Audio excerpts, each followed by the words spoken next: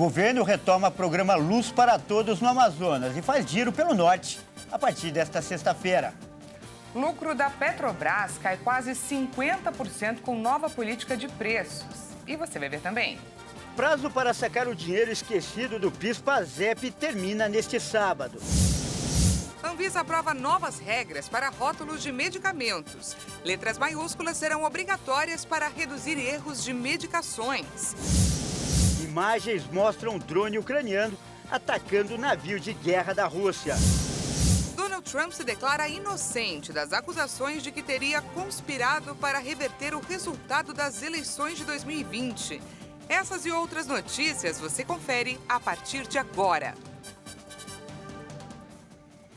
Olá, boa tarde, seja muito bem-vindo. Nós estamos ao vivo, agora são 13 horas e 4 minutos pelo horário de Brasília. Uma ótima tarde, uma ótima sexta-feira para você, Dani. Ótima sexta-feira para nós. Mais uma semana chega ao fim, não é? Verdade. Uma ótima sexta-feira a você também que nos assiste. Vamos juntos conferir o que é notícia no Brasil e no mundo hoje. Olha só, a gente começa falando que a cúpula do governo federal faz um giro pelo norte do país. A agenda teve início em Parintins, no Amazonas, com o lançamento do programa Luz para Todos. Também começa hoje o evento Diálogo Amazônico, que vai discutir políticas para a região.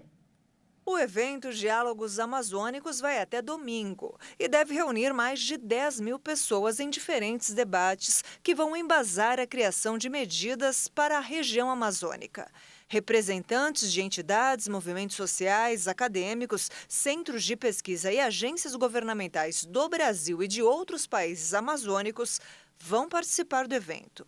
A proposta é que essas discussões sejam transformadas em relatórios que serão entregues aos chefes de Estado e de governo e representantes dos 15 países participantes da Cúpula da Amazônia, que acontece entre os dias 8 e 9, também na capital paraense. Entre os dias 8 e 9 de agosto, o presidente Lula deve receber quase uma dezena de chefes de Estado ou de governo, principalmente da América do Sul, além de autoridades da Europa, África, Ásia e do Caribe, para a Cúpula da Amazônia.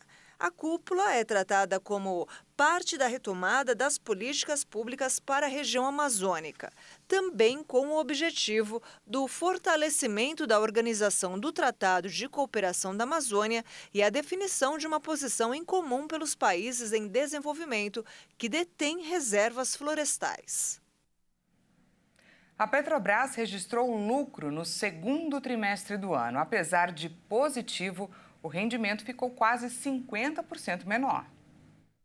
O lucro líquido da Petrobras no segundo trimestre ficou menor em relação ao mesmo período do ano passado. Segundo a estatal, baixou 47% e foi de 28 bilhões e 800 milhões de reais. O preço médio do petróleo tipo Brent por barril entre abril e junho teve queda de 31%. Segundo a Petrobras, estes efeitos foram parcialmente compensados por maiores ganhos de capital com venda de ativos e menores despesas financeiras. A Petrobras informou ainda que investiu 3 bilhões e 200 milhões de dólares no segundo trimestre, aumento de 31% em relação ao trimestre anterior e 5,5% acima do mesmo período do ano passado. Segundo a empresa, esse investimento se deve principalmente aos projetos do pré-sal na Bacia de Santos e ao pagamento do bônus de assinatura relativo aos campos de Sudoeste de Sagitário, Água Marinha e Norte de Brava. Além disso, a Petrobras informou que seu conselho de administração aprovou a distribuição de remuneração aos acionistas como antecipação relativa ao exercício de 2023. E atenção a essa notícia, o prazo para sacar o dinheiro esquecido em cotas do PIS/PASEP termina neste sábado e mais de 10 milhões de pessoas têm valores a receber. 25 bilhões de reais considerados esquecidos em cotas do PIS/PASEP podem ser sacados até este sábado. Tem direito ao benefício quem trabalhou com carteira assinada entre 1971 e 1988. O saque começou a ser liberado em 7 de junho. Segundo a Caixa Econômica Federal, apenas 745 milhões de reais do total foram resgatados até 30 de junho, totalizando 513 mil pagamentos feitos pelo banco. Se o saque não for realizado no período, o dinheiro vai para o Tesouro Nacional e a transferência deve ser feita até o dia 20 de agosto. Há, no entanto, prazo de até 5 anos para requerer o valor de volta. Os procedimentos para a solicitação do ressarcimento ainda não foram divulgados. A cota é diferente do abono salarial do PIS/PASEP, pago mensalmente aos trabalhadores que se enquadram nas regras. O valor médio das cotas é de R$ 2.300, mas o saldo individual de cada um vai depender de quanto tempo a pessoa trabalhou no período e qual era o salário naquele momento. O saque das cotas pode ser feito totalmente online pelo aplicativo do FGTS, sem que seja necessário ir até uma agência da Caixa. Herdeiros podem sacar os valores, mas devem apresentar documentos que provem o direito de receber a cota. Um novo FGTS digital deve ser lançado no ano que vem e vai mudar a forma de arrecadação do fundo. O sistema já vai entrar em fase de testes neste mês de agosto. O Ministério do Trabalho e Emprego anunciou o novo sistema do Fundo de Garantia do Tempo de Serviço Digital.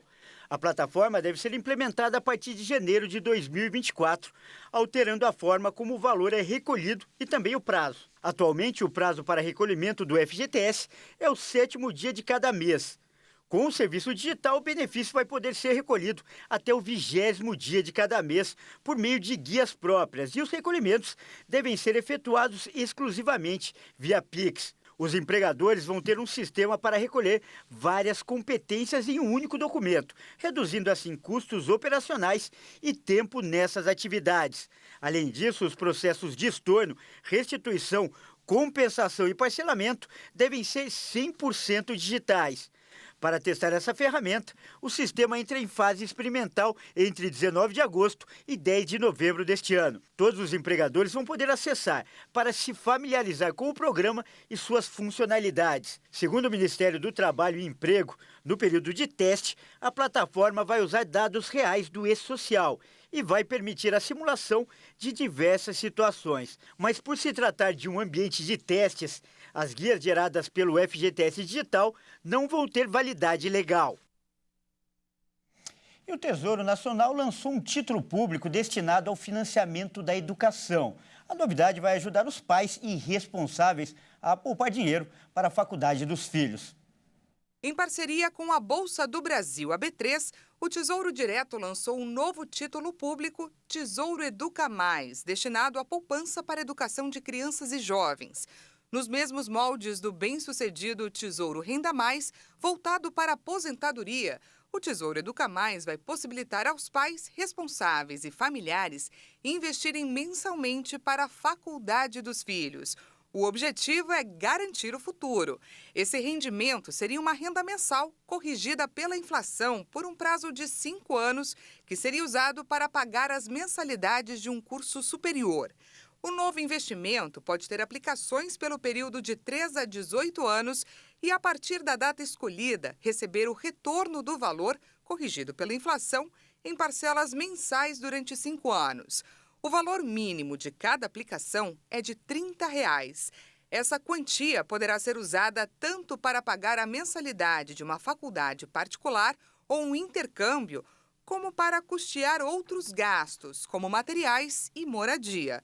O Tesouro Educa Mais é um meio de poupar aos poucos e garantir os estudos do futuro. Um dos objetivos é incentivar a educação financeira das famílias e possibilitar que mais jovens continuem estudando após a conclusão do ensino médio.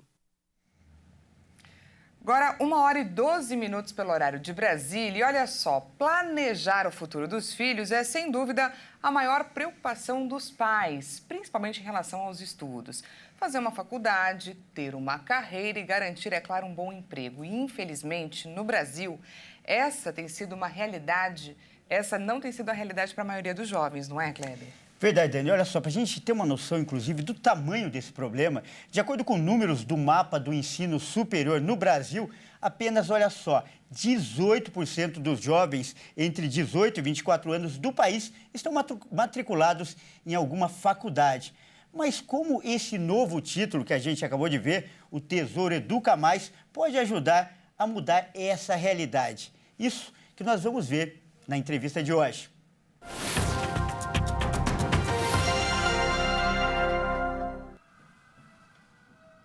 Para falar sobre esse assunto, nós vamos conversar agora com Amanda Parla, que é consultora financeira. Boa tarde, Amanda. Seja muito bem-vinda.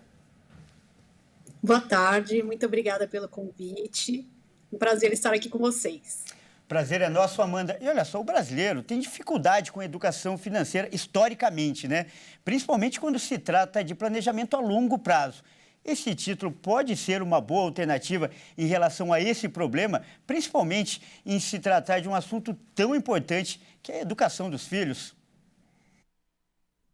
Exatamente, é cultural essa questão da falta de educação financeira. E o governo, sabendo disso, ele trouxe essa ferramenta que, de fato, vai auxiliar no planejamento mesmo de longo prazo. Então, é uma ferramenta que vem de uma maneira muito simples de ser utilizada. No próprio site você consegue fazer simulações e para fazer investimento é bastante simples. Você faz através do seu banco, através da sua corretora e da mesma maneira que você usa, né, o site hoje para o banco, para fazer uma aplicação na poupança, por exemplo, você vai conseguir fazer a aplicação no Educa Mais. Então, o mecanismo aí vai ser muito simples e é sim uma ferramenta que vem para ajudar mesmo e descomplicar o investimento de longo prazo. Por falar em descomplicar, eu queria que você falasse do tempo e dos valores que podem ser investidos. Quanto mais cedo os pais começarem, será melhor e não será necessário investir grandes quantias todo mês, é isso? O valor inicial pode ser de R$ 30? É isso mesmo, Dani. Então, a partir de R$ 30 por mês, se você puder guardar, já vai ajudar bastante. E claro, quanto antes você começa, mais você consegue acumular ao longo do tempo para poder desfrutar quando chegar a hora do filho ou de uma criança querida sua que você queira que vá para a faculdade, para custear essa faculdade ou para auxiliar nos custos, né, que essa pessoa tem para estudar. Então, quanto antes começar, melhor. Ah, mas o meu filho hoje já está com 10, 15 anos, posso começar? Pode. O prazo aí é entre 3 anos e 18 anos para juntar esse dinheiro, que é a fase de acumulação que a gente fala. Então, se eu começar, claro, com a criança bem pequenininha, melhor, porque eu vou pôr bem pouquinho por mês, R$ 30 por mês já vai fazer uma diferença enorme lá na frente, quando ele fizer os 18 anos e for ingressar na faculdade. Mesmo agora, mas já está grande, já está ali com seus 15 anos, tudo bem também. Vamos guardar um pouquinho mais aí do que os R$ 30, mas vai ser um período aí de 3 anos para acumular até chegar aos 18 anos. Então, é bacana. Ai, mas eu não consigo juntar todo santo mês aquele valor. Não tem problema. Se eu não tiver em um mês para guardar, o outro mês eu tiver mais, pode colocar qualquer valor, tá? A partir dos R$ 30 eu posso pôr o valor que eu quiser. E se eu não tiver naquele mês, não tem problema também, deixo para o próximo e vou juntando até completar esse ciclo. E Amanda, e a rentabilidade? Vale a pena? Qual a principal vantagem em relação a outros investimentos que já existem no mercado, como, por exemplo, a poupança, né, e os fundos de renda fixa, por exemplo? Tem a grande vantagem de esse investimento ser atrelado à inflação. E ele chama IPCA+. Quando eu faço a aplicação lá, ele vai colocar o Renda Mais, ele rende IPCA+. O que é o IPCA+? IPCA é a inflação mais um valor fixo. Então, esse investimento do Educa Mais, ele vai trazer para a gente, quanto for a inflação, não importa se ela estiver alta ou baixa, ele vai cobrir o valor da inflação e vai me dar um valor a mais, além da inflação. Então, eu vou ter o que eles chamam de ganho real, acima da inflação. Então, esse investimento nunca vai perder o valor para a inflação, porque eu já estou garantido nela ali. E ele é bacana também. Por quê? Porque ele é descomplicado, então às vezes a gente fala, poxa, eu quero fazer lá um fundo de renda fixa, um outro produto, eu não conheço tão bem, às vezes tem os nomes mais complexos que eu não sei ali me organizar. Então, esse investimento já traz essa característica de ser mais simples, de eu saber ali colocar, já sei que é para aquele valor. A gente vai notar lá que vai ter um monte de prazos, né? O que significa aqueles prazos que ele coloca, né? Aquele prazo é quando eu vou começar a receber o benefício de volta. Então, eu tenho a fase de acumulação, que eu vou guardando dinheiro, e ele põe para 5 anos, a partir daquele ano, por exemplo, 2031. A partir de 2031, eu vou receber durante 5 anos uma mesada, né, uma mensalidade ali do valor que eu acumulei. corrigido, né, pela inflação, com os juros que estava lá na hora que eu aportei, que hoje está na casa dos 5% acima da inflação, que é um valor bem bacana. E esse investimento também ele é muito seguro. Por quê? Porque é um investimento com o governo. O governo traz essa segurança. É muito difícil o governo não arcar com as responsabilidades. A gente não tem histórico do Brasil não ter arcado com essa responsabilidade de pagar os seus títulos. Então, é um dos investimentos mais seguros que a gente tem hoje. Ele tem a rentabilidade que protege da inflação e a questão da facilidade de gerenciar isso. Então, é uma coisa que traz, de fato, uma simplificação para a gente conseguir pensar a longo prazo, que é uma das grandes dificuldades que nós temos também, de pensar nesse longo prazo e gerenciar esse dinheiro do longo prazo. Então, esse produto, esse plano do governo agora, desse investimento, ele traz, de fato, uma facilidade mesmo, uma maneira de ser simples para que todo mundo tenha acesso. Legal, e um fato curioso que esse investimento traz é que pessoas vão poder te presentear. Então, você tem lá uma criança, um sobrinho, um afilhado, um neto, você pode dar de presente um dinheiro para ele já aplicado para a faculdade dele. Legal. Então, é uma funcionalidade que em breve já vai estar disponível também, que é muito bacana. Legal, Amanda. Eu agradeço muitíssimo aí as suas explicações e a gente acabou de conversar aí com a consultora financeira Amanda Parla. Mais uma vez, muito obrigado. Obrigada, pessoal. Tchau. Até mais. E a Anvisa aprovou novas regras para os rótulos de medicamentos. A intenção é deixar as informações mais claras para o consumidor. A diretoria da Agência Nacional de Vigilância Sanitária autorizou mudanças na rotulagem de remédios.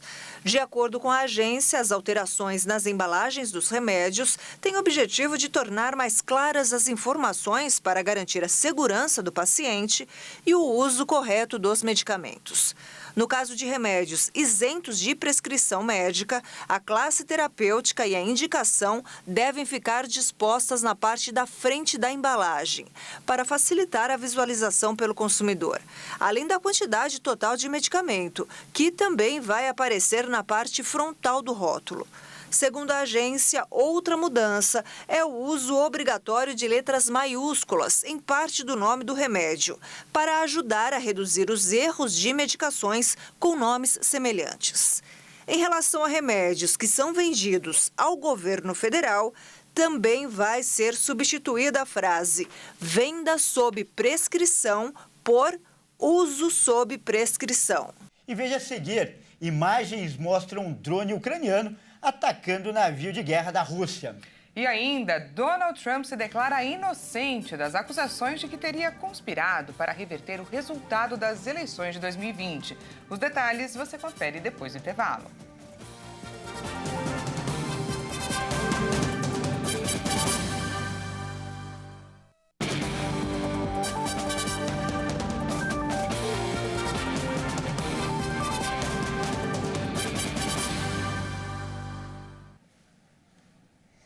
Seja bem-vindo mais uma vez. Nós estamos de volta e ao vivo, 1h23 pelo horário de Brasília. Voltamos com os destaques internacionais. E olha só, a Rússia divulgou imagens de um ataque de drones ucranianos contra um navio no Mar Negro nesta sexta-feira. Vamos conferir. Um vídeo mostra um drone se aproximando de um navio de guerra antes da transmissão ser interrompida pouco antes do impacto. Segundo o Ministério da Defesa de Moscou, durante a noite, as Forças Armadas ucranianas, com a ajuda de 2 barcos sem tripulação, tentaram atacar a base naval de Novorossiysk. A nota informou que os botes foram detectados visualmente e destruídos por disparos dos navios russos que protegiam a base. Uma fonte do Serviço de Segurança da Ucrânia confirmou a investida contra a infraestrutura. Em um vídeo divulgado pelo Ministério da Defesa, o titular da pasta, Sergei Shoigu, aparece em uma zona de operação na Ucrânia, onde inspeciona um posto de comando e se reúne com comandantes militares. O ministro recebeu um relatório sobre a atual situação na frente de batalha e elogiou os comandantes e militares pelas ações ofensivas na área de Liman, leste do território ucraniano. E o ex-presidente dos Estados Unidos, Donald Trump, se declarou inocente das acusações de que teria liderado uma conspiração criminosa para mudar o resultado das eleições de 2020. Grande favorito entre os republicanos para disputar a eleição presidencial de 2024, o ex-presidente Donald Trump se declarou inocente em um tribunal da capital, Washington. O magnata de 77 anos responde por acusações de que liderou uma conspiração criminosa com o objetivo de fraudar o povo americano e reverter as eleições de 2020, que perdeu para o democrata Joe Biden. Em um documento de 45 páginas publicado na terça-feira, o procurador especial Jack Smith acusou Trump de minar as bases da democracia americana, ao tentar alterar a apuração dos votos nas eleições presidenciais. Sem precedentes, a acusação é particularmente grave, considerando-se que ele era o presidente em exercício no momento dos fatos. O bilionário denunciou em sua conta na plataforma Truth Social a instrumentalização sem precedentes da justiça contra ele. Olha só, a situação do ex-presidente Donald Trump tem despertado o interesse do mundo todo, né, Dani? Tem dado o que falar. Até porque ele é um forte nome para concorrer nas próximas eleições norte-americanas. Mas é bom lembrar que as leis dos Estados Unidos são bem diferentes das nossas, por exemplo. E para saber o que pode acontecer se Trump for condenado em um desses processos, nós consultamos um especialista, um mestre em relações internacionais, Ricardo Rios. Vamos ouvir o que ele tem a dizer. O ex-presidente dos Estados Unidos, Donald Trump, foi acusado ontem de 4 crimes muito graves, entre eles o de conspiração e o de obstrução. Na prática, esses crimes podem determinar uma condenação dele futura na justiça americana, porém não impedem de concorrer à presidência dos Estados Unidos e muito menos de assumir o cargo.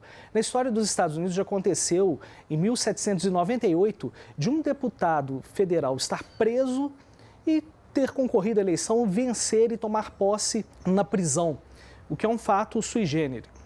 Por que isso? Os Estados Unidos não têm justiça eleitoral e muito menos uma lei da ficha limpa como no Brasil. Então Trump pode sim concorrer à eleição e ser eleito. Caso ele seja preso, ele não pode votar e às vezes ele não pode tomar posse porque ele precisa, por lei, fazer o juramento no Congresso. Hoje, como fica a situação de Trump? Ele pode primeiro concorrer à eleição, ele é permitido que ele concorra à eleição, pode vencer a eleição e todos esses processos o ajudam muito nas prévias. As pesquisas mostram que nas últimas semanas Trump subiu mais de 20% na preferência do eleitorado republicano. Então pode ser sim que mesmo com todas as acusações, mesmo com todo o processo correndo, ele ainda vença as prévias e possa ser candidato à eleição em 2024. Essa edição fica por aqui. Muito obrigada pela companhia. Até mais.